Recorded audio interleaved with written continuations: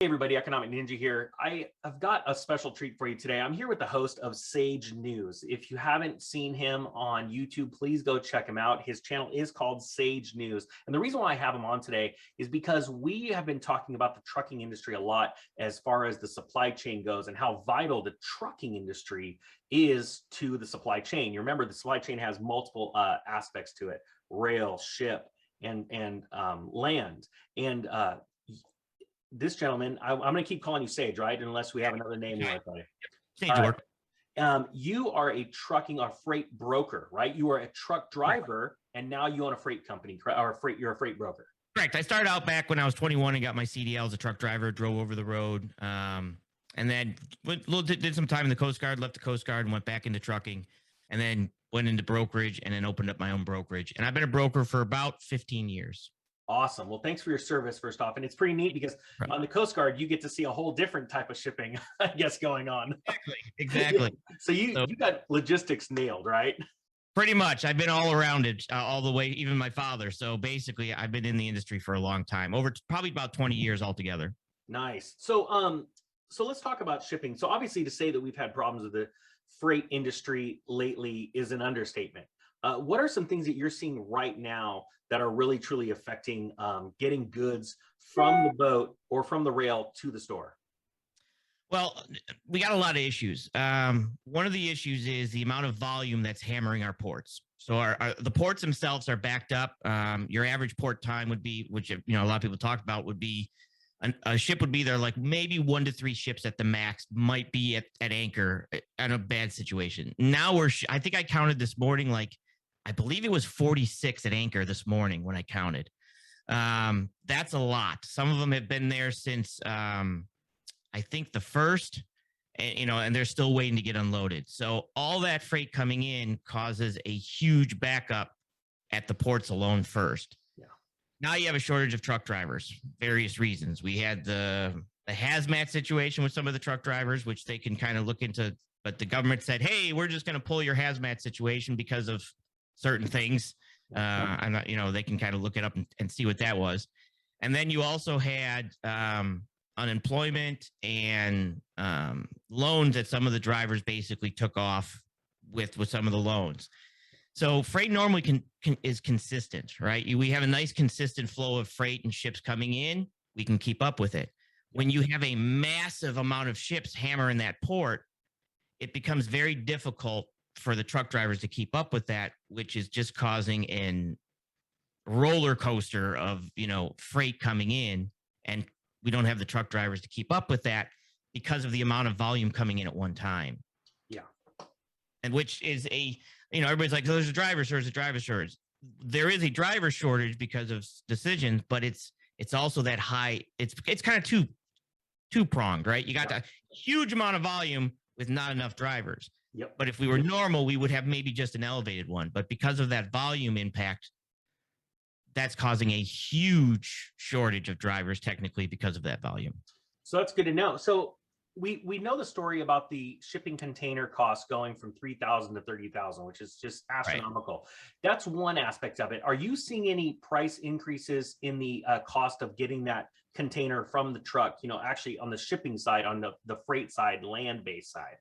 Yeah, and trucking works on supply and demand, and you have two aspects of truck driving. And people who know you have contracted freight, which is freight that carriers have specifically contracted over a year or 6 months, and then you have spot market freight, and that freight falls in when contracted freight can't get covered. It falls into the spot market. Yeah. So what happens is freight travels on a pattern. It comes from the port, and then it has to be taken out of the container at a cross-dock facility. From the cross-dock facility, another truck has to pick it up and usually take it to, let's say, a distribution center. Yep. And then the distribution center holds it until they need it at the retail store, and so on and so on. So freight might move 4 times or 5 times before it gets to your hand. Yep. Well, because of the shortage of getting everything out of the ports and getting it to all this, freight's gone from anywhere from $2, let's say a standard of $2 a mile, and I'm picking simple numbers because it fluctuates up to $6, $7, $8, $9 a mile. Wow. Depending on where it's going, how bad it's needed. It's truly been a supply and demand situation. So something that was, it needs to get out of the crossdock, out of the port, because if they don't get it out, they'll be charged demurrage. So there's a big rush to get it out. And then it hits the crossdock, and then the crossdock says, hey, we're full. We can't take anymore. Then it's a big rush to get it out of the crossdock facility. Wow. And then so on and so on.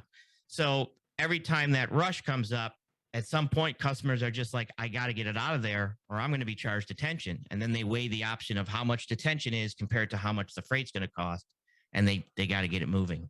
Wow. So that's very interesting. So we've now got two different ways that prices are increasing. We've got the actual cost of getting the material moved, but now we've got actual fines that are being levied because of contracts that were previously signed.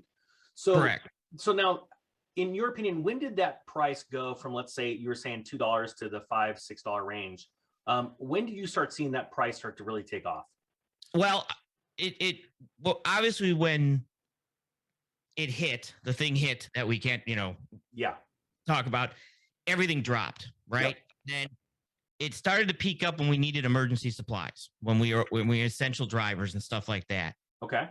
And then it just kept ramping up basically as things started coming in. So as other countries opened up that give us most of our products on the other side of the Pacific, they started pumping things out and just hammering us, just sending it all over. Once they were opened up, because they only went down for like about 3 months where we were still shut down. So we couldn't get containers back to them because we were still shut down. So we weren't loading containers. We were just kind of holding them. Yeah. And so then they turned into a container shortage. So they just started, once they got containers in, they were just sending them back in a rush. Yeah. So pretty much when the other side of the Pacific Ocean opened up is when things just slowly kept ramping up, and we just have not been able to get caught up to that ramp up. Now, in your opinion, it sounds like, and I talk about traffic patterns a lot. When the car goes to pull around the slower car in the slow lane, there might be some fast ones in the fast lane that start jamming up behind that guy because he's not going as fast as they are. And then, miles down the road, we're at a standstill. So do you see, in your opinion, this reversing? Because right now, like you said, they were just waiting for shipping containers. That the second they got them, they started shipping as fast as they could. Now we have this congestion. The traffic is stopped at the port. Do you see this being alleviated and going again, flipping to the other side?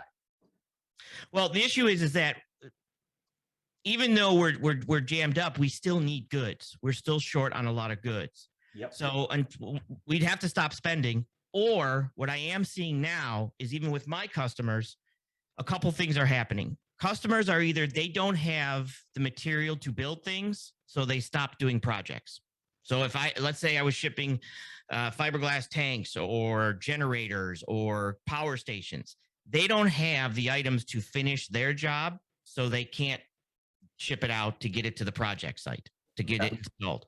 So that is one slowdown that could happen. The other one is, at some point, customers are saying, I can't afford to pay $30,000 for a container. I can't mark my price up because I'm contracted to this. So either I buy out of my contract, because customers usually sign contracts to complete jobs. Because if they fall off that job, they got to pay a fine. Hey, you were supposed to do this, right? Yeah. So now they're waiving $30,000 containers with whatever that let's say a $50,000 fine. Do I keep getting $30,000 containers, or do I pay the $50,000 fine and just wash my hands of this project and hope that we can renegotiate it? Which then a lot of them are doing that. Yeah. So it's hard to see the end, because until like December, normally freight kind of flows until December. Mm-hmm. And then January, they're restocking the shelves for Christmas. And then February and March, it slows down because they're all kind of stocked. There's no real spending going on right after Christmas, unless you're my wife. But besides that, she spends all the time. No, but it's one of those things that would be our only slowdown. And that slowdown might not slow down long. And I don't know, unless we can start getting things in like chips, different things, get that stuff in. I don't know if it's going to be enough slowdown to get us there yet. Does that make sense? It totally does. Yeah, in my opinion, I see 2022 as being sort of an incredible year for opportunity, because like you said, things are going to jam into Christmas, and a lot of people are going to sort of lose their minds. But when you lose your mind, prices start rising. Like you said, there's a point where the consumer goes, I ain't doing it. I'm just done. And then I see things falling off of a cliff like lumber, where you see it retracing below the cost before all of this started. Right. So that's what I'm trying to show my subscribers. They're like, look, if you're patient, what'll happen is as things start to drop, then everyone gets really scared. It's one thing to be afraid when prices are going up. It's totally different emotion when prices fall, because you go, well, why would I buy it today if tomorrow it might be cheaper? Right. And that's when it's going to get really interesting. So, okay, good point there. You talked about the actual cost on the road per mile going up. Have you seen that price though in the last like 3 months? Has it been pretty steady, the price per mile being that high, or has it been really ramping up in the month of August? Because August is sort of a boiling point, I have a feeling. Right. Yeah. So August, it definitely, you know, different areas and different things definitely ramped up a little bit. And then you'll get like a pocket. Like if you're in shipping, you know, end of the day, end of the week, end of the month is always busier because everybody has quotas, right? So if you're in trucking, those are your higher prices. So this week now usually would be a lower price, and then end of the month, end of the day, end of the day, end of the week, end of the month, it ramps up. So it always kind of ramps up because people need to get things out by the end of the month to reach quotas. So normally we start our buying things for schools and things like that. And then it stays pretty rampant because, you know, you have different holidays and then Christmas coming up and things start to do that. So it's still up elevated now I don't see until December, January, I don't see it dipping down. I mean, at some point it's weird because I did have, I talked a lot with other brokers and freight forwarders and stuff. And I've had other guys that he was doing cabbage, and the price that for him to ship that cabbage, he basically said, I ain't paying that. I'll let it rot on the dock and do an insurance claim because I can't do that price for shipping. And where the insurance claim will at least say rotted and they'll cover it. And so that's actually something I got to jump in. That's very scary because, we're still, in my opinion, on the heels of the 2008 Great Recession, and the AIG fallout from the mortgage-backed securities was huge. And what you're talking about right now, and I'm not trying to be an alarmist, but when you start talking about many insurance claims coming in at the same time, because this is a legitimate thing. A lot of people don't understand the ag freight business. I do have a little bit of a background in it. And what people need to realize, what you're talking about, is that that supplier has already written a contract with somebody, right? Well, if they fail to perform because they will lose tons of money because now the shipping costs is greater than what they figured in that contract. They've got to turn to their insurance company or they're going to go under. Right. So now, you're talking about if that's not just one person, because everyone's feeling this squeeze right now. Right. I'm just mentioning one person because, like I said, that was the one. He came to me and said, "What do I do?" And me and him talked about it. But that was basically what the customer said. Is like it'll. And I told him, I said, he's got insurance on it. If that's what he's going to choose, that's his choice. I can't, you can't force a truck in there. I can't get a truck in there for cheaper for what he wants to pay. So that he knows that's an option. And so, and I don't want to, we got to wrap this up because me, you've been a subscriber to the channel for a while, so I'm pretty short.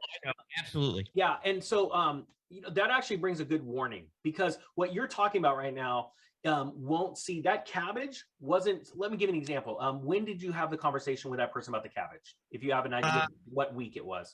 I don't remember. It was a couple months ago. So okay. So that cabbage, my point is that cabbage the second you have that conversation, that cabbage wouldn't see the store shelves for quite some time. It takes a couple of weeks. Yeah. So my point being is, now that it's even more stress right now in the system, there's a lot of food that like if you heard today, a bunch of farmers go, hey, we can't ship it. You're not going to see that pain for a few weeks down the road. Yeah. So I think it's very important that people start thinking about this now, thinking ahead of time and going, I should probably just go get a little extra stuff.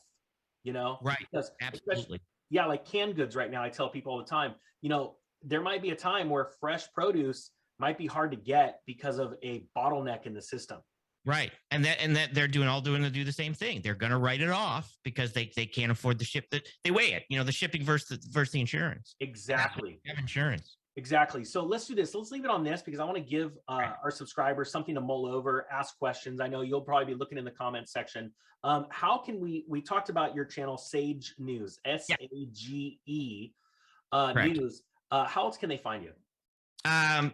Pretty much go there. Right there, it also has a text line and an email address right there. And I'll comment on the video so that you can either pin it or something like that so that they want to. But that's perfect. Yeah, we'll pin a comment. Either you'll be in my comment that's pinned or we'll pin one of yours so that people can find you. That'd be a great idea. And I really wanted to thank you for coming on. And what we'll do is try and make this an ongoing thing. If people have questions about the trucking industry, we'll have you on and we'll address some situations and some scenarios that are probably going to start playing out in the next few months. Absolutely, because there's a lot coming up. There's a lot coming. We'll talk about Christmas. I'll see you in we'll wear Christmas hats, Santa hats. Absolutely. Absolutely. Game on.